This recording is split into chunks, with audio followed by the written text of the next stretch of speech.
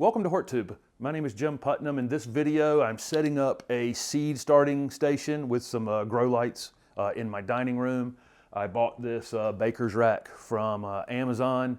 There are definitely cheaper ways to do this. It could just be built out of lumber and would function exactly the same way as this does. This was about, I think this one was $89. It's actually a 6-shelf rack.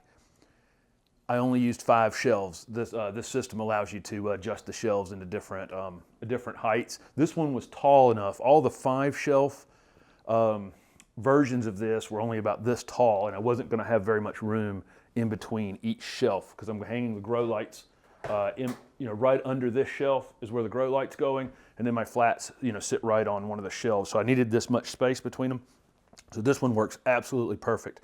I'll link it in the description of this video. This is a 48-inch wide rack, and it's 18 inches deep. Another thing that I wanted to do, a lot of these baker's racks, metal racks like this, are only 12 inches deep, and with an 18-inch depth, this tray right here, which is a pretty standard size tray that you might be using to start your seeds, will actually fit this way, depth-wise, or sideways on the shelf. If I had a 12-inch rack, it'd have to go this direction, and I'd only end up with 2 wide here. Instead, I'm actually going to be able to get 4 flats or 4 trays on each shelf, just kind of maximizing the amount of seed starting that I can do here. I went a little bit fancy on this because it's in my dining room, and after I start my seeds for my outdoor vegetables, which I'll start seeding in February, I'm going to use it to grow microgreens and continue to grow some things in the house. I'm also going to use it, I've got cactus and succulents and other house plants that I can use this for as well. Sometimes your plants need a little bit of extra light, and I can use this to kind of rehab some of my house plants that may be in need of little outdoor lighting on them.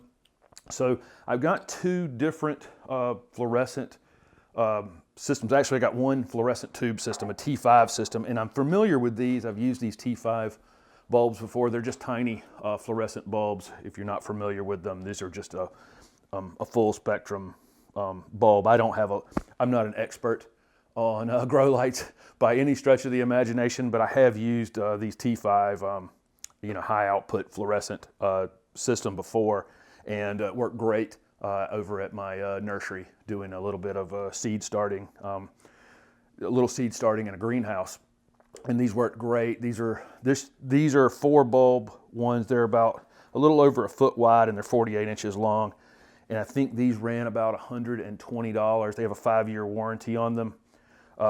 They're pretty energy efficient compared to older versions of this type of thing, like T8s and T12s, which so these are a lot more efficient. But even more efficient than that, I actually have 2 LED panels, which look how super thin these are. LED panels have become a little more affordable recently, and I thought I would try 2 of these. This particular one is a 1 foot by 4 foot panel, and I looked all over the place for these, and they were $150, $140. I actually found these for $113. I'll link that in the description below for the company that has these. I don't make anything off of that, but this is a nice panel. I just don't have any experience with these, flat panel LEDs like this, and whether or not they'll, do just as well as these T5 fluorescents. But I'm going to know pretty soon because I'm putting 2 of these on the bottom here and 2 of the fluorescents up on the top. This rack came with casters. I don't plan on rolling it anywhere, so I just left the feet on the bottom of it. These shelves are pretty easy to space and respace if you need to. It's just these little plastic tapered clips right here, and they just pop together around the tube like so, and the shelf just literally slides right onto the top on the 4 of them. I just counted up to space these 5. There's notches on this pole. I don't know if you can hear that, but I put 17 notches in between each shelf, and it worked perfect to space those out properly. I've got these ratchets. These are actually called light hangers on Amazon. These are fairly inexpensive.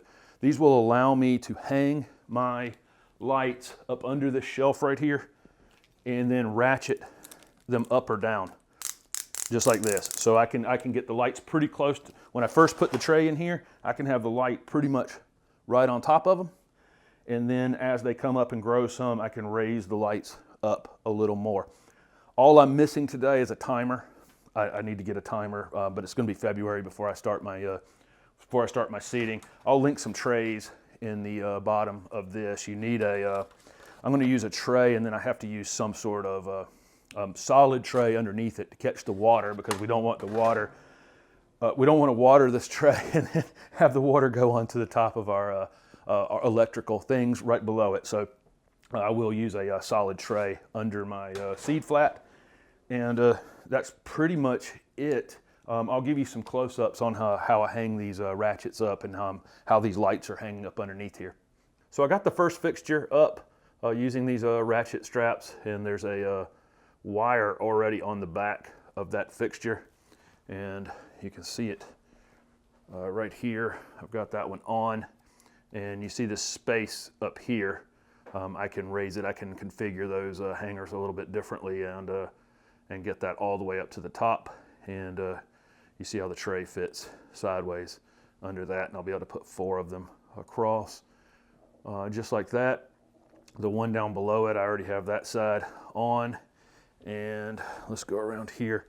On this side, I just feed this, easy for me to say, I just feed this little clip back toward me through here, and then I actually just hook it onto the rope, to its own rope, just like that. And let's see if we can do this with one hand. Yes, nope, yes, there it is right there. And then I can just pull it down tight, just like that. And then this little piece right here hooks on to that, I got to extend it just a little bit. There's a little clip right on the side of it that allows you just to pull more string in there. That will just hook onto that clip just like that. And then all I have to do is grab this string and ratchet it up into place just like that. And what I'll do, this is as high as I can make it with this ratchet strap like this, but I can just take this clip right here, get rid of this ratchet, and just hang this clip on the bar right there, and just directly onto there, and that'll max it out all the way at the top. But there you go. We'll turn this second one on right here, make sure it's working. Yep, it's working fine.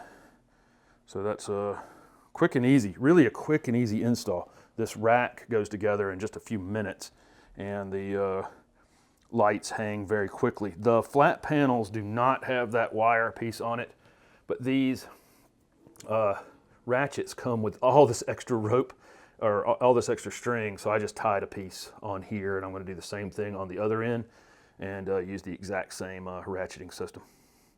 These will actually daisy chain. You can plug one into the next one like that. I'm not going to do that. I'm actually going to run them all down to one outlet, and then onto a timer, so that I can use it that way. This is a really pretty basic setup. This rack from Amazon, like I say, is a 6-shelf rack.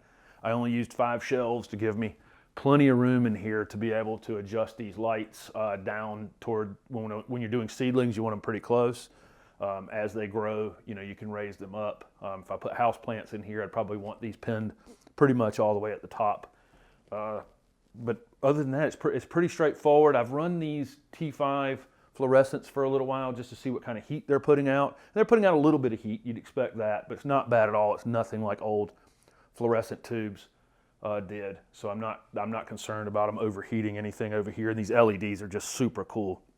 It'll be interesting to see which one of these works better. They were the exact same price. And so I expect these LEDs to last years longer.